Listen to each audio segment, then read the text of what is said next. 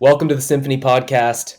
Today I'm sitting here with Matthew, and the episode is inspired by I don't know if it was a thought I had in the shower on a mountain bike ride, and I'm also sure that it's been articulated in other ways by people far wiser than me. But the idea that I had was how thoughts literally are experiences. Like we think about going places, driving in the car and going to a place and watching a sunset, for example, as an experience, but an experience of in your mind going to a place where maybe you beat yourself up or you tell yourself you're great or anything. It's an experience in the same exact way. So harnessing that understanding, I was actually like trying to basically say to myself, how can I minimize the negative thoughts so that I don't have to go back to the same experiences that aren't enjoyable over and over and over again? That's essentially what the topic is today in a lot of words. But I'm excited to talk to you, Matthew, about it and get some of your perspective so that we can keep growing in this direction and just optimizing our life through being aware of where our mind is going. Yeah, I really liked when you brought this topic up to me. I think it was like last week or something. You called me after you had the initial thought, and I like the comparison that you made because in my mind I was like, you wouldn't keep going back to a physical location if you didn't enjoy that location, or if like that, or if going there made you feel weird, or it just wasn't a fun experience for you. And it kind of works the same ways with our thoughts, but we fall victim to that a lot, of continually sending ourselves in these negative thought loops, sometimes without even realizing that it's happening. And so I think that's kind of a cool other side of this thing, and I want to shape this topic in this way as well. It's like once you kind of identify it and realize it, then you have the ability to shape it in the right direction. And so like once you have the ability to identify those negative thought patterns, and then understanding your own power to not have to do that to yourself, and that you can take it in a different direction, like that's a very empowering thing to experience. And it's something that's made a massive impact on my own life. And so I think it's just kind of a cool concept to shape. And I think the comparison of thoughts as physical locations and experiences is spot on, and I really like the way that this is framed up. And for me, I think one of the things that circles back in my mind too much is when I have to make decisions that are difficult, especially around like how to allocate my time. That's kind of something that I've really been aware of lately. It's like time is super limited. I'm already feeling like there's not enough hours in the day, and yet I catch myself wasting time thinking about how I'm allocating my time. So it's one of those, it's an example of how my mind is literally experiencing something that's not productive. I'm not moving myself forward. So it's like, how can I recognize that in the moment and change that to just like move, make the decision? You know, we've said on this podcast, taking it from Jocko, prioritize and execute. Um, but yeah, just really trying to be aware of this one is I think just something that can kind of take you to the next level. Like this isn't level one. This is something where you've kind of already got the basics down, and now you're like, wait, where am I lacking? How can I fine tune it? And I think that's kind of like where this idea is going in my mind.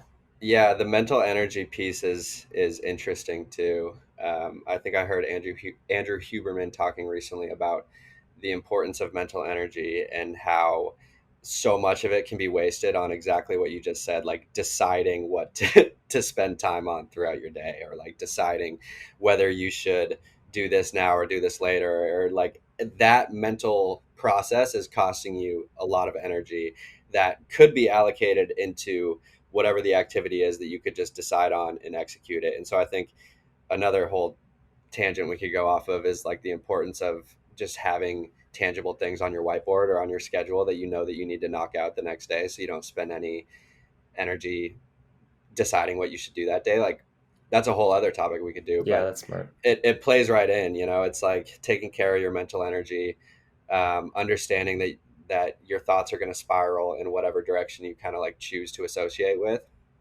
for better or for worse, right? Because like negative thought loops are just going to spiral you in that negative direction. And then, as we've talked about on the show before, like your internal thoughts create your external reality. And so that sends you in a whole direction of negativity.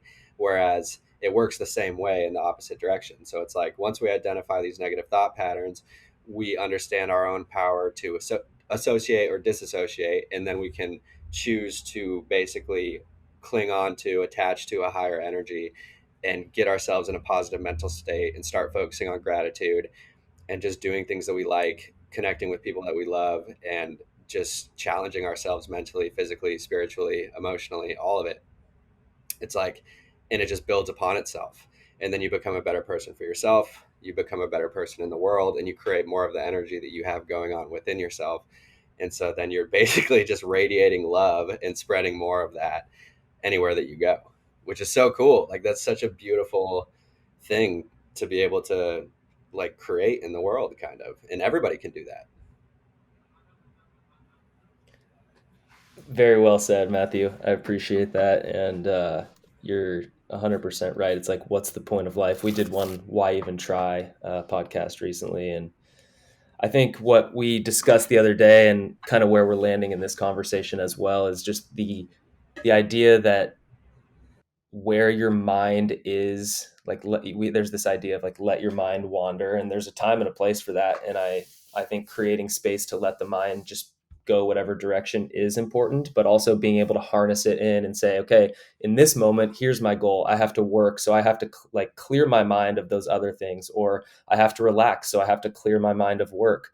And being not a passive, sitting on the roller coaster ride of your own emotions type of situation, but rather being in the driver's seat and taking action and being the one who decides, hey, I'm going to create an environment where my mind is healthy, whether it's eating the right food, getting the right sleep, surrounding myself with the right people, because I know those are kind of the building blocks for an environment in my mind that allows me to live a good life. And like we said earlier, like our experience as an individual is literally where our mind is in any given moment. We're only in the present moment. So if we're in a beautiful place, this has all happened, and I'm ashamed to admit it, but I've been in beautiful places and I've been emotionally either frustrated, arguing with someone, or maybe injured, or just like mentally not in the right place. And I'm asking myself, why am I in such a beautiful place, but I'm, feeling miserable? And that's because ultimately our conscious experience in our head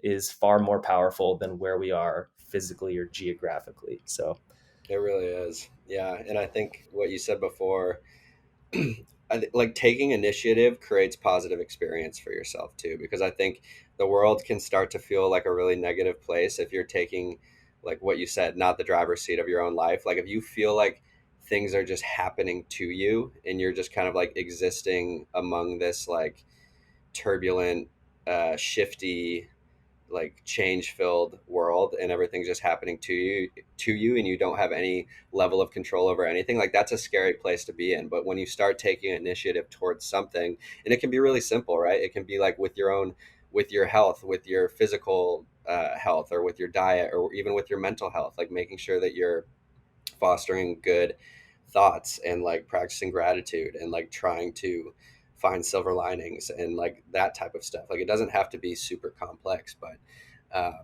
taking some level of initiative toward improvement or just anything really kind of gives yourself that concept of progress in your life.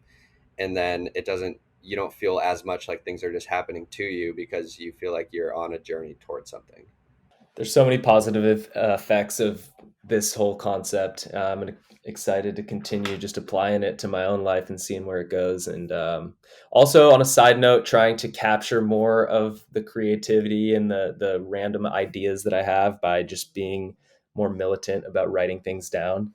I've realized recently, just working a little bit more and having less time to just allocate creatively, that I have this like fire hose of creativity that's being like kind of held back. So when I do get the opportunity to like just clear my mind, I find myself like overwhelmed with all these different ideas. And yeah, just trying. I think that can happen to a lot of us. Like we have all these ideas, we never write them down, and then we never move on them. So we ultimately like go back to the idea, kind of like what we're talking about in not necessarily like choose action. So um, yeah, man, thanks a lot for carving time out. I know you're heading out for a road trip today, so tell us a little bit about that, Oh and yeah, I'm then wrap us stoked. up.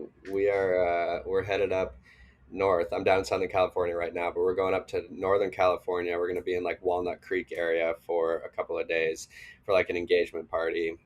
But then we're moving on to the Smith River in Oregon, where we're camping for like a few days for this little festival thing that one of our friends puts on there every summer. So we're stoked on that. Um, but sorry, that's besides the point of this of this No, topic. But that's one awesome. thing that also No, that I that's why wanted I to, wanted to know. We want the backstory. yeah. We want to know what's going on. I know, right? My personal life, jeez. No one knows us. Well, actually, I guess people know us pretty personally at this point, but it's different on the day to day.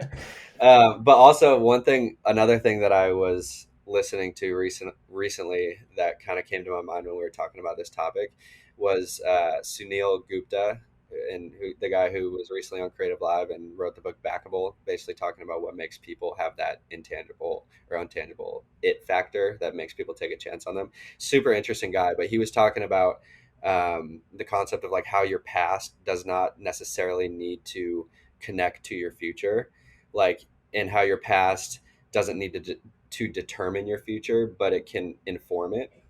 And so you can learn a lot from your past. But I thought about that in the context of this topic, because it's like I think you can spend a lot of mental energy, like when opportunities come up in your life or situations come up in your life and you have an opportunity to act in a certain way. Like I think we get in our own ways a lot of time because you're like, oh well, that doesn't quite match up with like who I've been up until this point. um like, yeah, I'm interested, I'm curious, but like that's like, I don't know if it can be me because it hasn't been me up until this point. And then you basically go on this thought loop and talk yourself out of doing something that you probably really want to do or are actually passionate about, because you don't think it quite matches up with the narrative that's been going on in your head for all of your life until that moment, basically. And so it's like it's okay to make these leaps and then patch the story together in hindsight afterwards and be like, oh wow, like, but it doesn't necessarily need to make sense moving forward, if that makes sense.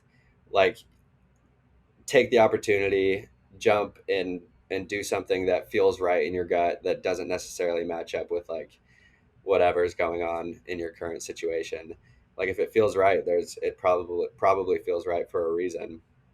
And maybe it's just like it's a move in the direction that is actually the truest one that you could be taking. Let's send it off to the weekend. This is going to go out on Monday, the 28th. So, last thing is that we are running a Kickstarter, the Arete Holdings company that houses Shreddable Shroomy and the new product that's coming out in August, Root Strength. And that's super exciting. Maybe give us the update on that, Matthew, and then we'll sign off. Yeah, we're getting super close to our goal, which is really exciting. We're a little over $21,000 um, into our $30,000 goal with about 28 or 29 days left. So it's really cool. We've raised about 2/3 of our goal in about half of the time that we've been running it. And yeah, this Kickstarter is going to allow us to really do things on a much larger scale and put the money into the growth of the different brands that we have going on right now with some really exciting health products that I use every single day religiously and have been for the past couple of years. And yeah, we're really excited about them. So I think we can put the link in the show notes. And if anybody wants to donate, actually each contribution level coincides with certain discounts or pre-orders or, you know, a lot of discounts for all of the products. And yeah, it's going to be fun. So check it out.